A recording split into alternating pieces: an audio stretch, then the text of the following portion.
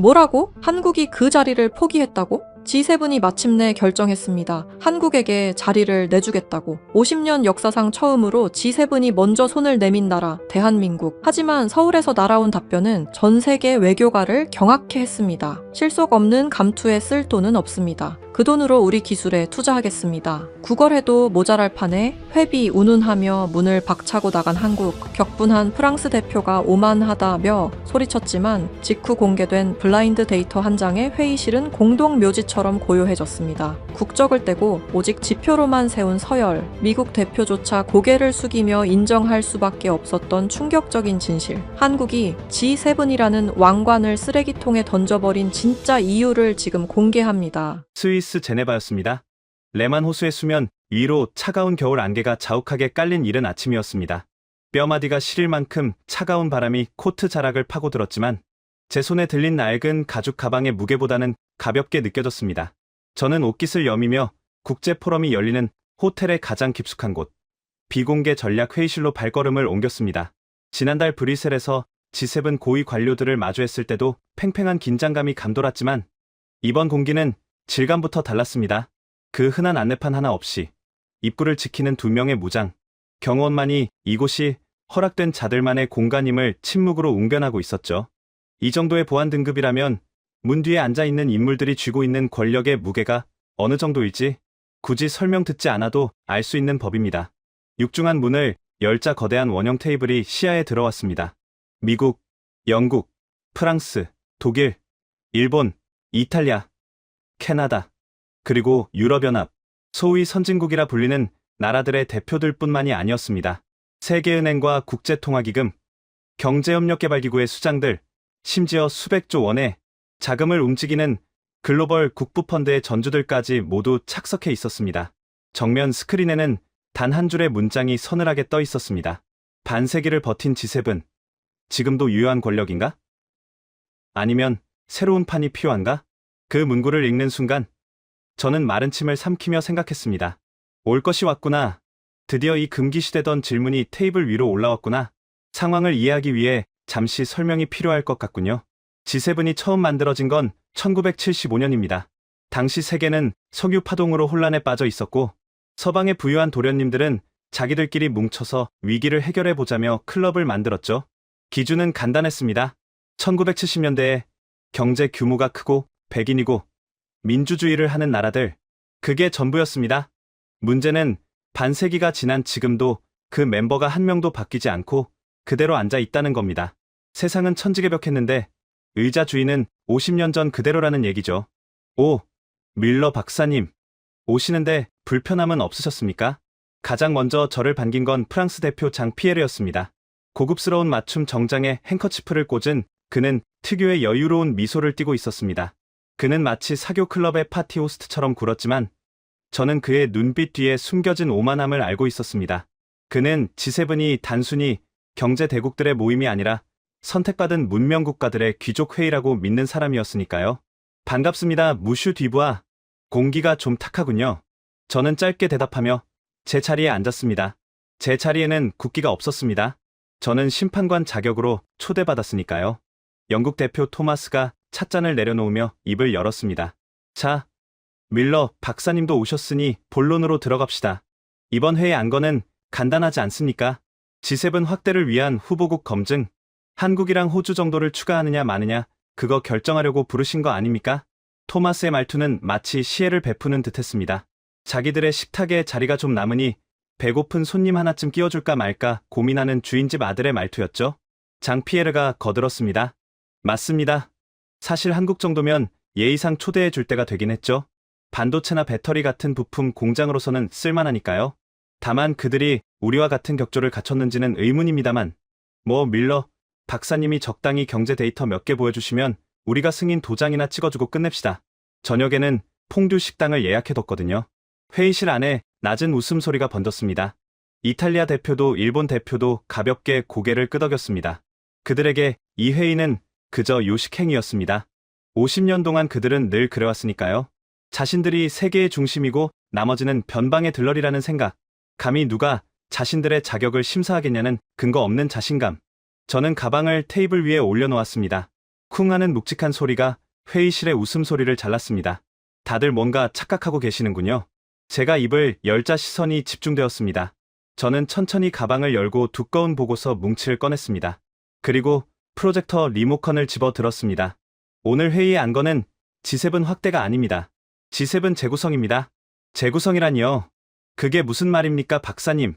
독일 대표가 미간을 찌푸리며 물었습니다. 말 그대로입니다. 1975년 제가 이 시스템을 설계할 때 범했던 실수를 바로잡으러 왔습니다. 여러분은 지금 한국이나 호주를 손님으로 초대할지 말지를 고민하고 계시죠? 틀렸습니다. 지금부터 우리가 검증할 것은 한국이 G7에 들어올 자격이 있는가가 아닙니다. 여기 앉아 계신 여러분이 오늘날에도 여전히 그 의자에 앉아 있을 자격이 있는가입니다. 회의실의 공기가 순식간에 얼어붙었습니다.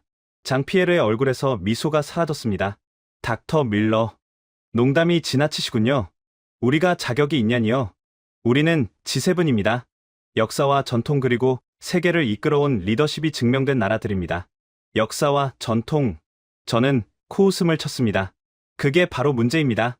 지난 50년 동안 당신들은 선조들이 물려준 유산 위에서 파티를 즐겼을 뿐입니다.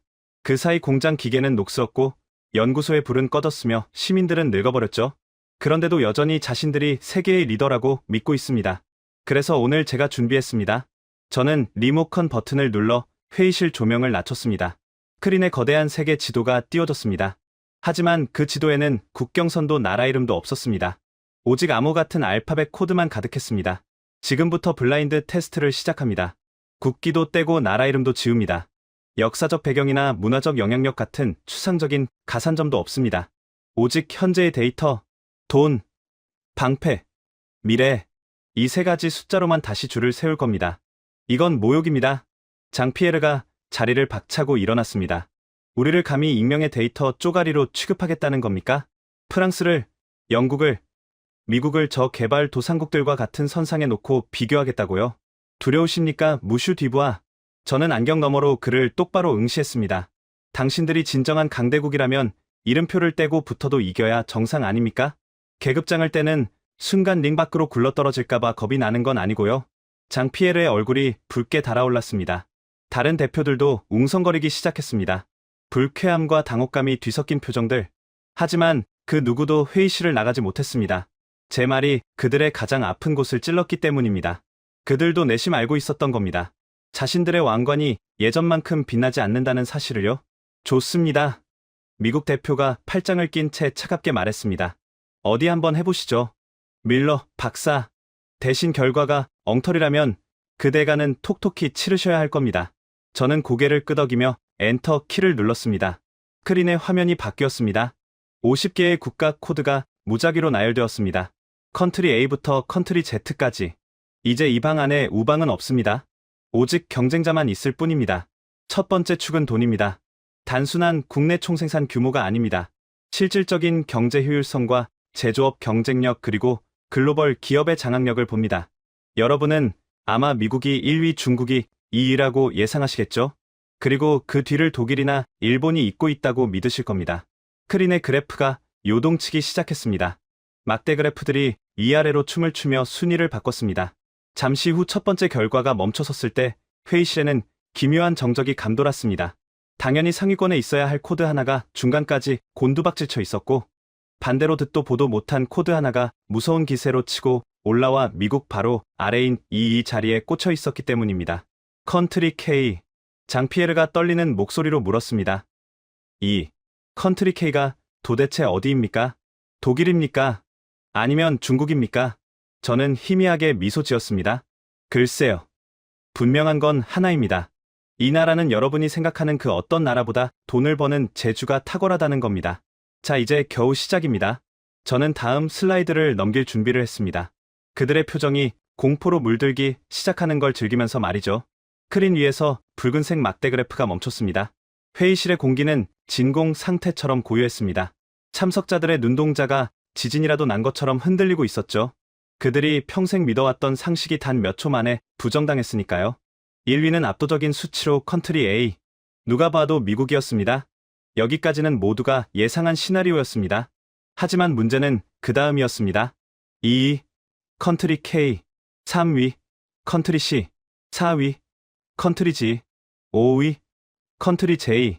세계 3위와 4위 경제 대국이라 자부하던 독일과 일본의 코드가 4위와 5위로 밀려나 있었습니다. 그리고 그들 머리 위에 정체불명의 코드 K가 왕좌처럼 버티고 서 있었죠. 독일 대표 한스 슈미트가 참지 못하고 안경을 거칠게 고쳤었습니다. 그는 유럽중앙은행 이사 출신으로 숫자라면 누구보다 자신 있어 하는 인물이었습니다. 이게 무슨 엉터리 시뮬레이션입니까? 밀러 박사, 당신 조국인 독일의 코드가 G 맞지요?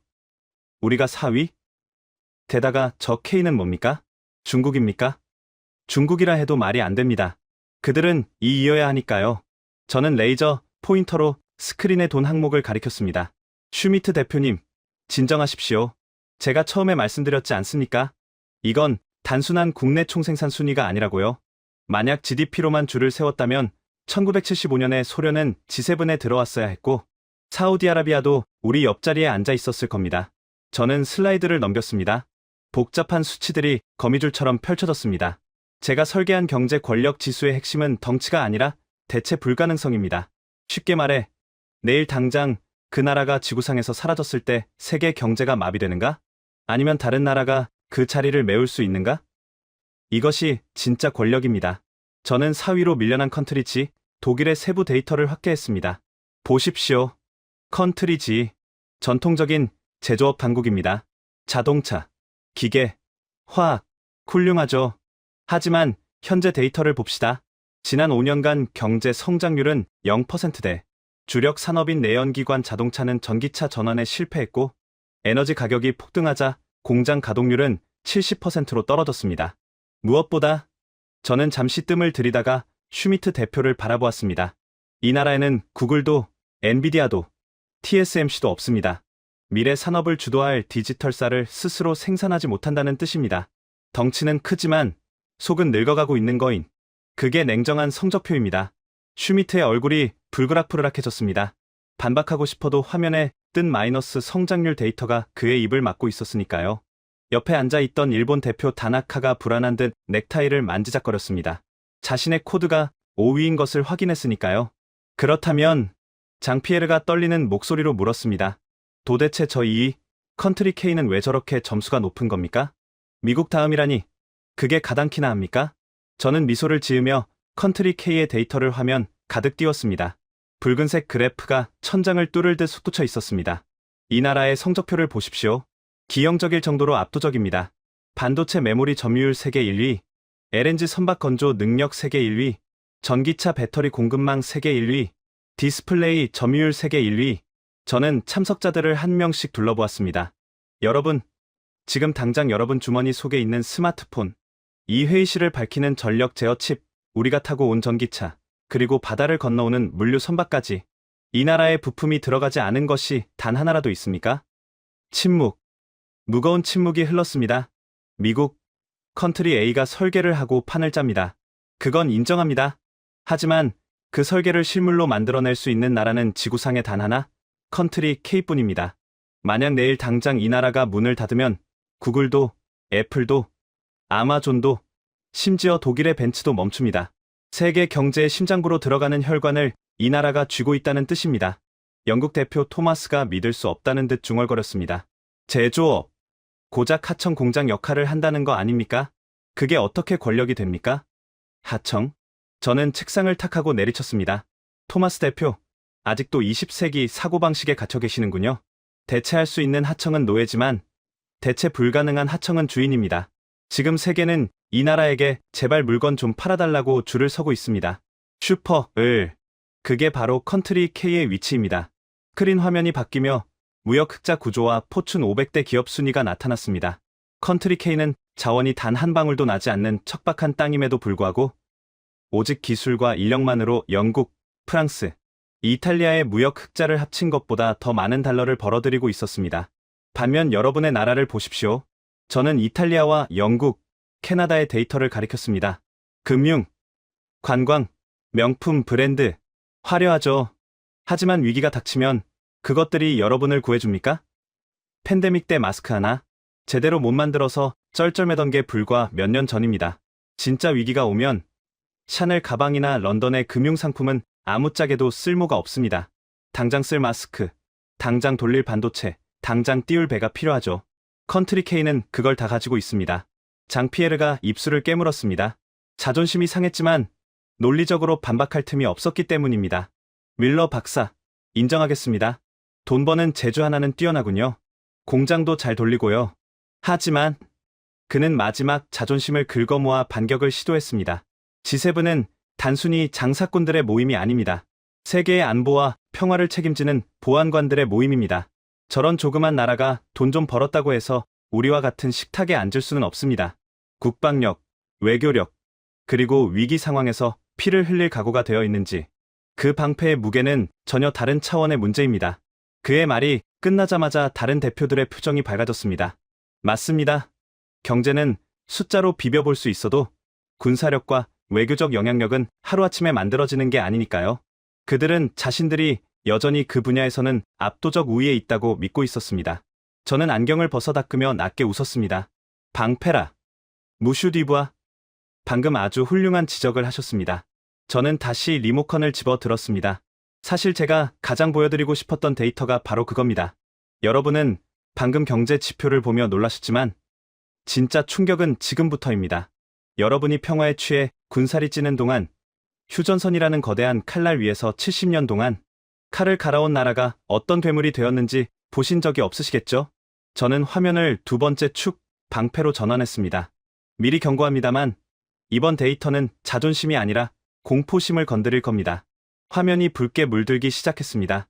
그리고 그곳에는 유럽의 군사 강국들이라 자부하던 나라들을 비참하게 만드는 숫자들이 떠올랐습니다. 방패라. 무슈디부아.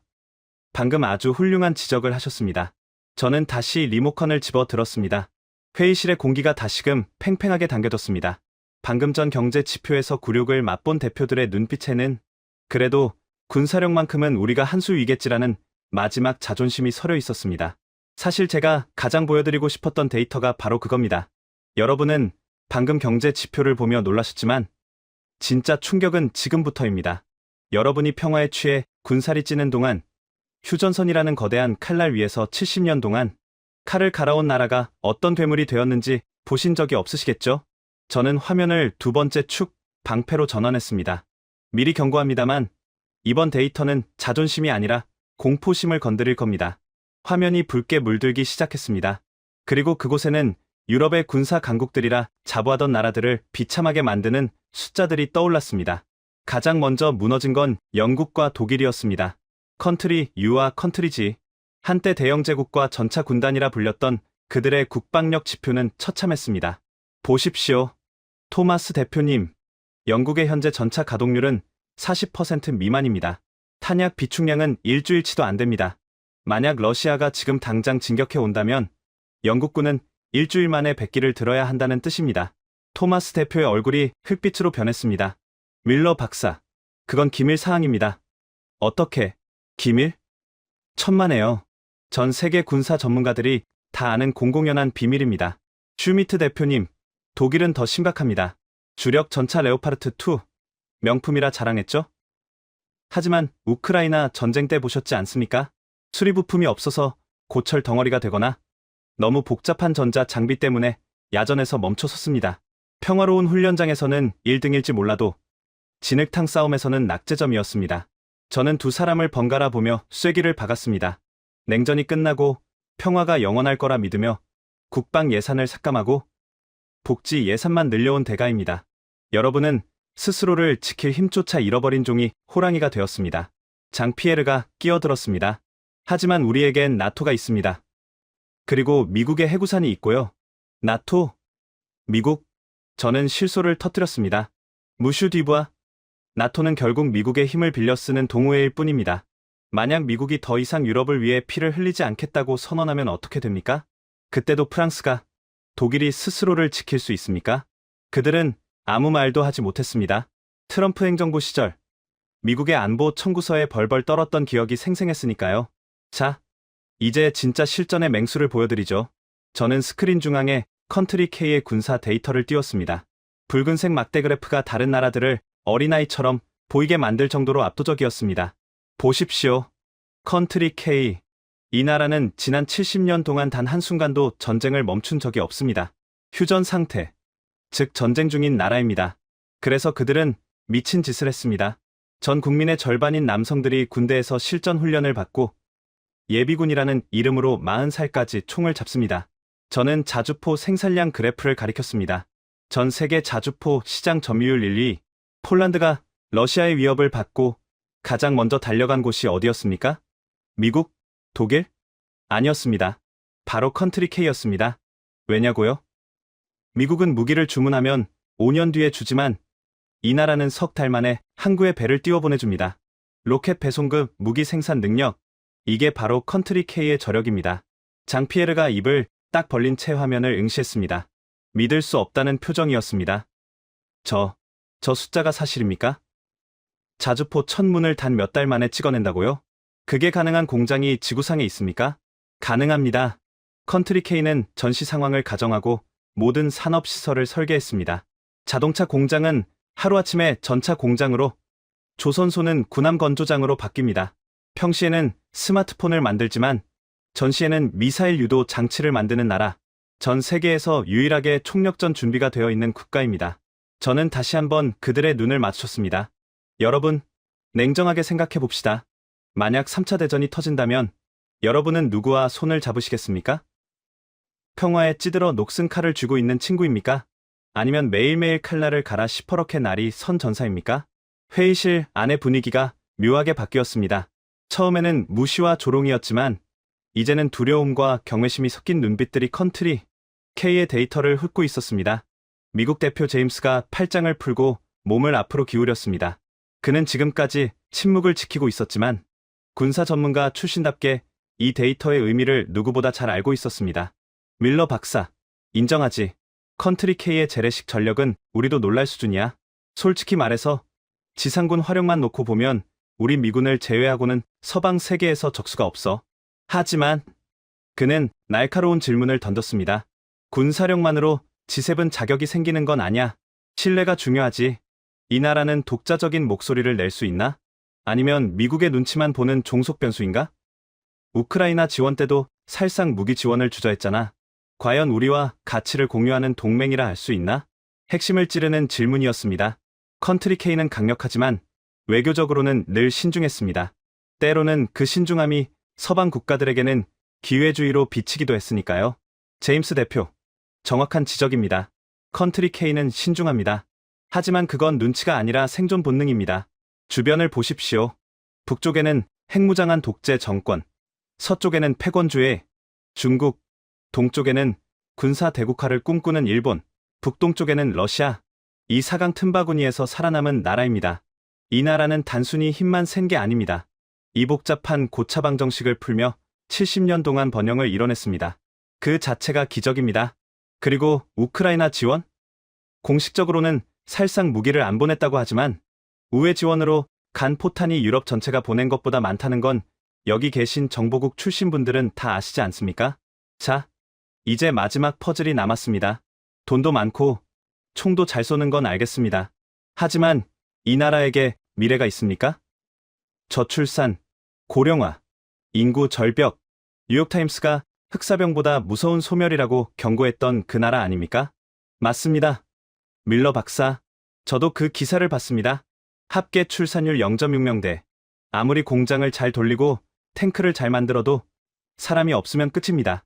50년 뒤면 소멸할 나라를 G7에 앉히자고요? 그건 시한부 한자를 이사회에 드리는 꼴입니다. 인구 소멸이라. 슈미트 대표님, 역시 뉴욕타임스만 보셨군요. 진짜 무서운 건 숫자가 줄어드는 게 아닙니다. 줄어든 숫자로 무엇을 하느냐죠. 어쩌면 인구 감소는 저주가 아니라 이 나라가 진화하기 위한 촉매제일지도 모릅니다. 여러분이 상상도 못할 방식으로 말이죠. 소멸이라. 슈미트 대표님, 역시 뉴욕타임스만 보셨군요. 맞습니다. 컨트리 K의 출산율은 0.6명대. 인류 역사상 유례없는 수치입니다. 통계학적으로 보면 멸종 위기종이 맞습니다. 그것 보십시오. 밀러 박사, 사람이 없는데 어떻게 경제가 돌아갑니까? 노동력이 없는데 공장이 어떻게 굴러갑니까? 50년 뒤면 노인들만 남아서 연금이나 타먹는 나라가 될 텐데 그런 시한부 국가를 G7에 앉히자고요? 말도 안 됩니다. 맞습니다.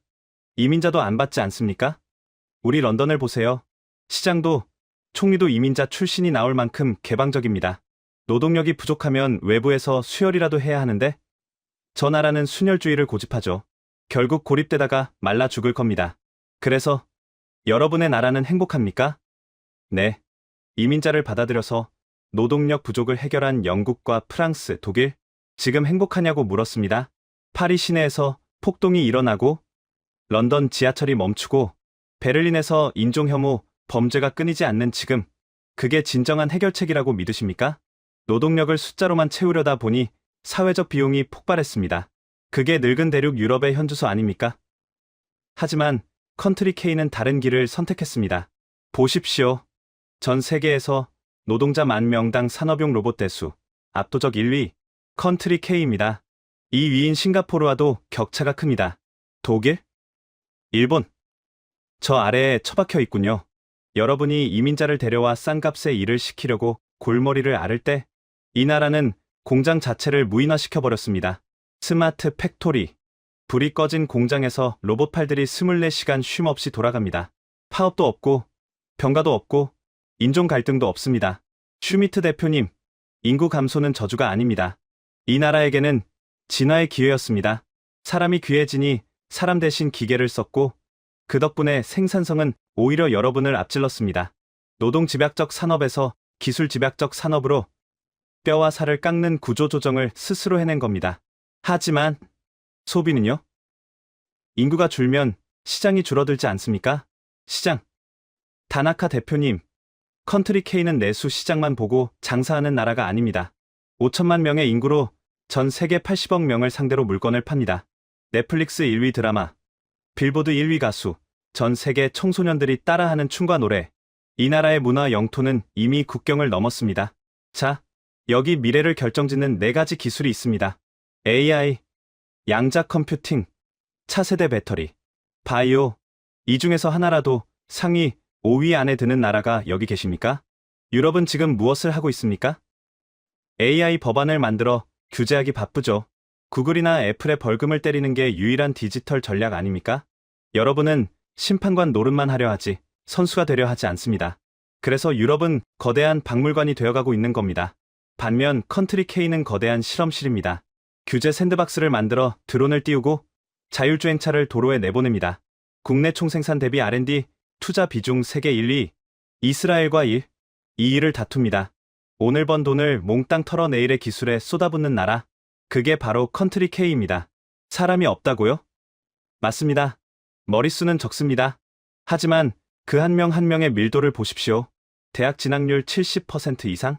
국민 대부분이 고등교육을 받은 나라, 이공계 졸업생 비율이 OECD 최고 수준.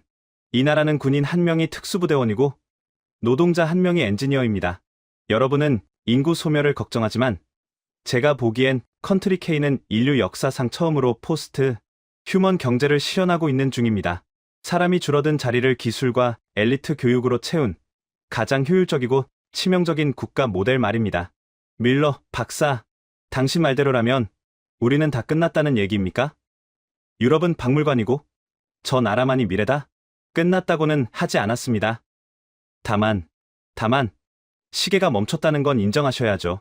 1975년에 영광에 취해 있는 동안 세상의 축은 이미 기울어졌습니다. 자, 이것으로 3가지 축의 검증이 모두 끝났습니다. 돈, 방패, 미래. 이 3가지 렌즈로 세상을 다시 보니 어떻습니까? 여전히 여러분이 식탁의 주인처럼 보이십니까? 좋아. 밀러 박사, 당신의 데이터는 꽤 설득력이 있었어. 인정하지. 컨트리 K. 아니, 저 나라는 괴물이야. 경제, 군사, 기술 모든 면에서 G7 평균을 이미 넘어섰어. 하지만 이제 쇼는 그만합시다. 저 코드, 컨트리 K. 누군지 다들 짐작은 하고 있지만 박사 입으로 직접 확인해 주시죠. 도대체 저 괴물이 누구입니까? 독일도 일본도 제치고 네 바로 밑까지 치고 올라온 저 건방진 나라의 이름이 뭡니까? 여러분은 이미 알고 계십니다. 브뤼셀에서도 마주쳤고 뉴스에서도 매일 보았으며 여러분의 손과 주머니 속에 이미 들어와 있는 그 이름, 이제 가면을 벗길 시간입니다. 대한민국, 리퍼블릭 오브 코리아, 박하나. 사우스 코리아? 지금 농담합니까? 저 조그만 나라가? 우리가 와인을 만들고 루이비통을 팔 때 저들은 고작 반도체나 굽던 나라 아닙니까? 어떻게 프랑스보다 위입니까? 무슈 뒤부아 반도체를 고작이라고 표현하시는 걸 보니 아직도 상황 파악이 안 되시는군요. 21세기의 반도체는 20세기의 석유입니다. 프랑스는 석유 없이 와인을 팔 수 있겠지만 반도체 없이는 미사일 한 발도 쏘지 못합니다. 당신들이 루이비통 가방을 만들 때 이 나라는 세계를 움직이는 뇌를 만들었습니다. 그 차이가 이 순위를 만든 겁니다. 자, 이제 감정은 잠시 내려놓고 격차를 보십시오. 제가 보여드리고 싶은 진짜 공포는 순위가 아니라 점수 차이입니다. 보이십니까? 1위 미국과 2위 한국의 점수 차이는 불과 11점입니다. 하지만 2위 한국과 3위 독일의 차이는 무려 25점입니다. 이 그래프가 무엇을 말하고 있는지 아십니까? 현재 서방 세계의 질서는 더 이상 G7이 아니라는 겁니다. 미국과 한국, 이 두 나라가 슈퍼클래스를 형성하고 있고 나머지 여러분은 한참 아래인 2부 리그로 밀려났다는 뜻입니다.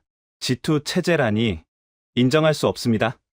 미국이야 그렇다 쳐도 한국이 우리와 다른 리그라뇨? 덩치로 보나 역사로 보나 우리가 한 수 위입니다. 슈미트 대표님, 덩치? 공룡도 덩치는 컸습니다. 하지만 멸종했죠. 지금 세계는 덩치가 큰 나라가 이기는 게 아니라 빠르고 독한 나라가 이깁니다. 독일이 의회에서 법안 하나 통과시키려고 3년을 토론할 때 한국은 석 달 만에 법을 바꾸고 공장을 짓습니다. 독일이 에너지 위기로 공장 문을 닫을 때 한국은 원자력 발전소를 다시 돌려 전기를 공급했습니다. 속도의 차이가 곧 계급의 차이입니다. 이 나라는 믿을 파워가 아닙니다. 여러분은 한국을 고래 싸움에 낀 새우라고 착각하지만 데이터를 보십시오. 이 새우는 맹독을 품은 보거이자 여차하면 고래의 숨통을 끊을 수 있는 킬러입니다. 킬러, 적절한 표현이군. 솔직히 말해서 워싱턴에서도 한국을 다루기가 예전 같지 않아. 옛날에는 형님이 시키면 군말 없이 따르는 동생이었는데 이제는 계산기를 두들기며 청구서를 내밀더군. 반도체법 때도 그랬고 배터리 보조금 때도 그랬지. 우리가 아쉬운 소리를 하게 만들었어. 그럼 우리는 뭡니까? 지난 50년 동안 세계를 이끌어온 우리는 이제 박물관의 유물이라는 겁니까? 유물까지는 아닙니다. 하지만 소비자로 전락했습니다. 인정하십시오. 여러분은 이제 생산자가 아닙니다. 한국이 만든 배터리로 전기차를 굴리고 한국이 만든 칩으로 인공지능을 돌리고 한국이 만든 탱크로 국경을 지키게 될 겁니다. 생산 수단을 잃어버린 귀족, 그게 오늘날 G7의 현주소입니다. 밀러 박사, 당신 말대로 한국이 대단하다고 칩시다. 하지만 G7은 가치 동맹입니다. 민주주의, 인권, 자유, 이런 가치를 공유해야 합니다. 한국이 과연 그런 리더십을 보였습니까? 그들은 늘 실리만 챙기지 않았습니까? 가치 동맹이라. 토마스 대표, 가치라는 단어를 입에 올리시기 전에 이 문서부터 보시죠. 1975년 랑부이의 회담 당시 제가 직접 작성했던 회의록 원본입니다. 우리가 언제부터 그렇게 고상한 가치를 따뒀습니까? 50년 전 제가 이 G7이라는 클럽을 만들 때 우리는 가치를 보고 멤버를 뽑지 않았습니다. 우리는 철저하게 피부색과 종교, 그리고 우리 편인가를 따뒀습니다. 여러분은 한국이 자격이 없다고 말하고 싶겠죠. 하지만 진실은 정반대입니다. 50년 전 우리가 저지른 추악한 실수가 오늘날 한국이라는 괴물을 키운 겁니다. 우리가 그들을 문전박대했을 때 그들은 밖에서 이를 갈며 칼을 갈았으니까요. 실수라뇨?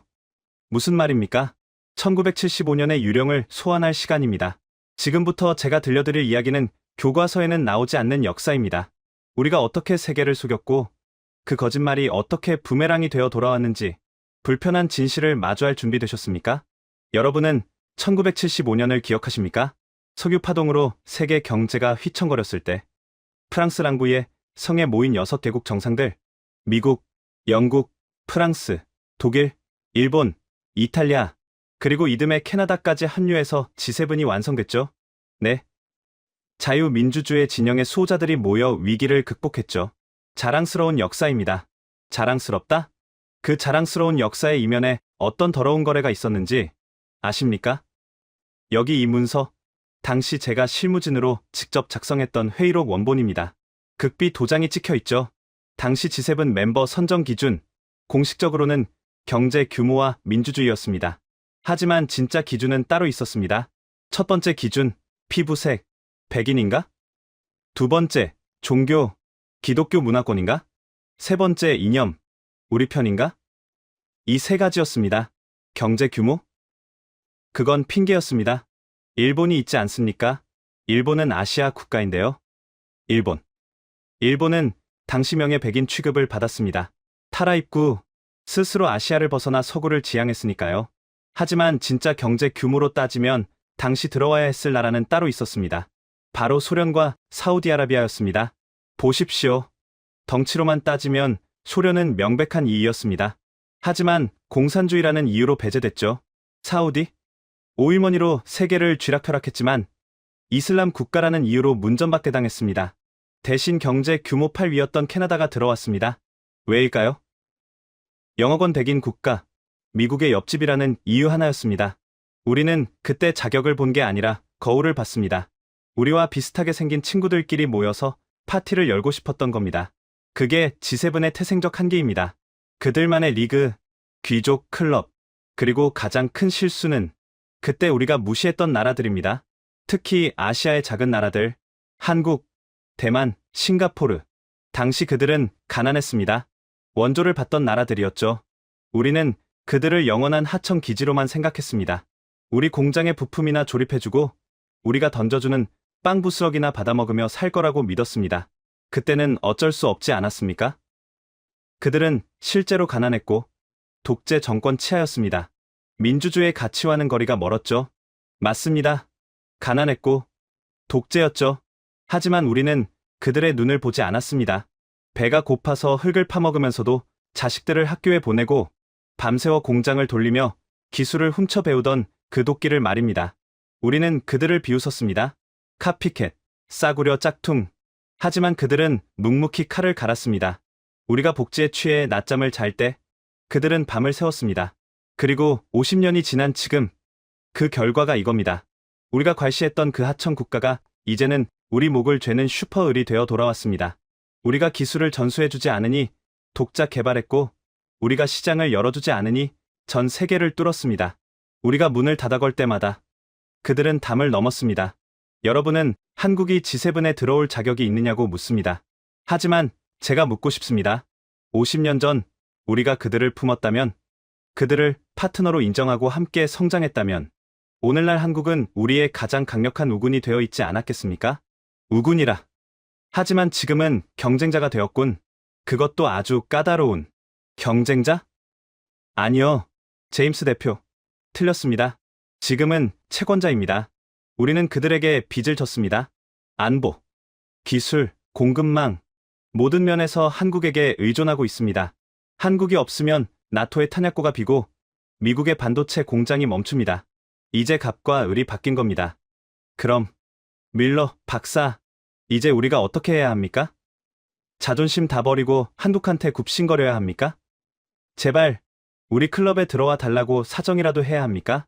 사정한다고 들어올까요? 그게 더 큰 문제입니다. 네, 여러분은 아직도 착각하고 계십니다. 한국이 G7 가입을 간절히 원할 거라고요. 선진국 타이틀을 달아주면 감지덕지하며 달려올 거라고요. 하지만 데이터를 보십시오. 한국은 이미 G7 없이도 잘 살고 있습니다. 아니, 오히려 G7이라는 족쇄가 없는 편이 더 자유롭습니다. 중국과도 교역해야 하고, 중동과도 손잡아야 하고, 아세안과도 파트너십을 맺어야 하니까요. G7에 들어오는 순간 그들은 운신의 폭이 좁아집니다. 실리를 잃게 되죠. 한국 입장에서는 계산기를 두드려 볼 겁니다.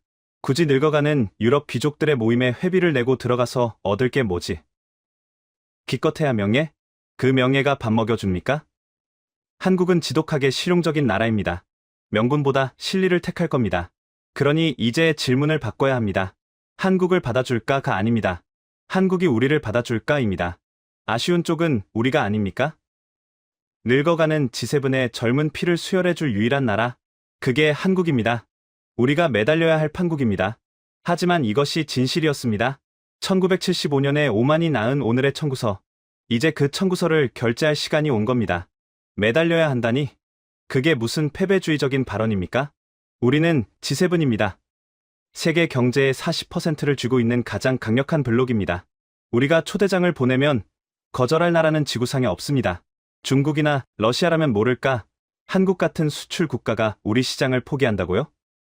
그건 자살 행위입니다. 토마스 대표, 아직도 20세기 계산기를 두드리고 계시는군요. 수출 국가? 맞습니다. 하지만 한국이 누구에게 물건을 파는지 장부를 들여다보신 적이 있습니까? 보십시오. 2000년대 초반만 해도 한국의 수출은 미국과 유럽에 쏠려 있었습니다. 하지만 지금은 어떻습니까? 아세안, 인도, 중동, 남미, 소위 글로벌 사우스라 불리는 신흥시장으로의 수출 비중이 G7 전체를 합친 것보다 더 큽니다. 한국은 영리했습니다. 늙어가는 여러분의 시장이 더 이상 성장하지 않는다는 걸 일찍 간파했죠. 그래서 젊고 역동적인 시장으로 눈을 돌렸습니다. 한국 기업들은 베트남에 공장을 짓고 인도에 스마트폰을 팔고 중동에 빌딩을 세웁니다. 그들에게 G7은 여러 거래처 중 하나일 뿐 유일한 동아줄이 아닙니다. 게다가 리스크를 생각해 보십시오. 한국 입장에서 G7 가입은 청구서를 받는 일입니다. 여러분은 한국을 끌어들여 중국을 견제하는 총알바지로 쓰고 싶어 하죠. 우크라이나 재건 비용을 분담시키고 대만 해협 위기 때 한국 해군을 부르고 싶어 합니다. 한국이 그걸 모를까요? 한국은 국익을 최우선으로 하는 나라입니다. G7 명패 하나 달자고 중국이라는 최대 교역국과 척을 지고 러시아와 완전히 등을 돌리며 중동 국가들과 껄끄러워지는 선택을 할까요? 천만에요. 그들은 계산이 빠릅니다. 명분보다 실리, 그게 한국의 생존 방식입니다. 그럼 우리가 뭘 줄 수 있습니까? 명예도 싫다. 시장도 필요 없다. 도대체 저 나라가 원하는 게 뭡니까? 원하는 것? 없습니다. 네. 한국은 이미 다 가졌습니다. 안보는 미국과의 동맹으로 충분하고 경제는 독자적인 기술력으로 세계를 장악했습니다. 문화는 이미 할리우드를 위협합니다. 여러분이 줄 수 있는 건 낡은 귀족 클럽의 회원권뿐인데 그 회비가 너무 비쌉니다. 한국은 그 비싼 회비를 내고 굳이 침몰하는 배에 탈 이유가 없는 겁니다. 그럼 우리는 어떻게 되는 겁니까? 한국이 안 들어오면 G7은 식물인간이 되겠죠. 반도체 공급망은 끊기고 배터리 수급은 불안해지며 미래 기술 표준 경쟁에서 중국에게 밀릴 겁니다. 한국이라는 엔진 없이 늙은 몸뚱이만 남은 G7이 얼마나 버틸 수 있겠습니까? 제네바에 오기 전 저는 서울에 있는 제 제자에게 전화를 걸었습니다. 한국 정부의 고위 관료죠. 그에게 넌지시 물었습니다. 만약 이번 회의에서 한국을 초청하기로 결정하면 어떻게 하겠나? 라고요. 그가 뭐라고 했는지 아십니까? 그는 웃으면서 이렇게 말하더군요. 교수님, 저희는 초대장을 기다리지 않습니다. 다만 G7이 저희와 대화할 준비가 되었는지 지켜볼 뿐입니다. 아, 그리고 회비가 너무 비싸면 곤란하다고 전해주세요. 저희는 실속 없는 감투는 사양하거든요. 들리십니까? 여러분. 저들은 이미 계산을 끝냈습니다. 이제 계산서를 받아들여야 할 쪽은 한국이 아니라 바로 여러분입니다. 행운을 빕니다. 50년 된 낡은 간판을 지키시려면 꽤나 비싼 값을 치르셔야 할 겁니다. 대한민국 국민 여러분, 오늘 저는 제네바의 깊은 벙커에서 낡은 세계의 지도를 찢어버렸습니다. 그리고 그 위에 새로운 지도를 그렸습니다. 그 지도의 중심에는 더 이상 워싱턴이나 런던, 도쿄가 아닌 서울이 있었습니다. 50년 전 여러분은 폐허 위에서 굶주린 배를 움켜쥐고 있었습니다. 우리는 여러분을 동정했습니다. 원조 물자가 없으면 겨울을 나지 못할 거라고 생각했습니다. 30년 전 여러분은 밤새워 공장을 돌렸습니다. 우리는 여러분을 이용했습니다. 우리의 싼 하청 기지가 되어줄 거라고 믿었습니다. 10년 전 여러분은 K-팝을 부르며 문화를 수출했습니다. 우리는 여러분을 신기해했습니다. 그저 일시적인 유행일 거라 깎아내렸습니다. 하지만 오늘 우리는 여러분을 두려워합니다. 여러분의 반도체가 없으면 우리의 미사일이 날지 못하고 여러분의 배터리가 없으면 우리의 차가 굴러가지 않습니다. 여러분이 만든 배가 아니면 우리의 물건을 실어 나를 수 없습니다. 동정의 대상이 공포의 대상으로 하청업체가 슈퍼 갑으로 변한 이 기적 같은 반전을 우리는 인정하지 않을 수 없었습니다. 저는 압니다. 여러분은 여전히 불안해하고 있다는 것을요. 우리가 정말 선진국일까? 곧 망하는 거 아닐까? 헬조선이다라며 스스로를 비하하기도 하죠. 하지만 밖에서 본 여러분은 다릅니다. 제가 본 데이터 속의 한국은 이미 거인이었습니다. 여러분만 모르는 거인, 더 이상 증명하려 애쓰지 마십시오. 더 이상 누군가의 인정을 받으려 문을 두드리지 마십시오. 문은 이미 열려 있습니다. 아니, 문이라는 것 자체가 무의미해졌습니다. 여러분이 서 있는 그곳이 바로 세계의 중심이니까요. G7이 여러분을 받아주는 게 아닙니다. 여러분이 G7을 선택하는 겁니다. 이 늙은 클럽에 들어가 활력을 불어넣어 줄지, 아니면 밖에서 새로운 질서를 만들지, 그 칼자루는 이제 여러분이 쥐고 있습니다. 저는 늙은 학자로서 마지막 의무를 다했습니다. 거짓된 평화보다는 불편한 진실을 택했습니다. 이제 남은 것은 여러분의 몫입니다. 이 압도적인 힘을, 이 눈부신 성취를 스스로 믿고 당당하게 누리십시오. 제네바의 밤은 깊어가지만 서울의 아침은 이제 막 밝아오고 있을 겁니다. 그 떠오르는 태양이 부디 50년 묵은 안개를 걷어내기를. 안녕히, 낡은 세계여. 어서 와라. 새로운 시대여. 반도체 세계 1위, 자주포 수출 1위, 로봇 밀도 1위. 숫자만으로는 설명되지 않는 나라. 50년 동안 문전박대 당하면서도 아무도 믿어주지 않던 그 시간 동안 이 나라는 묵묵히 칼을 갈았습니다. 그리고 마침내 미국 대표조차 이렇게 말했습니다. 컨트리 K는 괴물이야. 이미 G7 평균을 넘어섰어. 밤을 새운 연구원들이, 포기하지 않은 기술자들이 조용히 세계의 판을 바꿔놓았습니다. 가슴이 뜨거워지셨다면 댓글에 칼을 갈다 네 글자만 남겨주십시오. 그 한 줄이 모여 스스로를 헬조선이라 부르는 누군가에게 닿을 것입니다. 이 영상을 공유해 주십시오. 여러분의 손끝 하나가 우리가 얼마나 멀리 왔는지 모르는 사람에게 거울이 됩니다. 우리는 이미 거인이었습니다.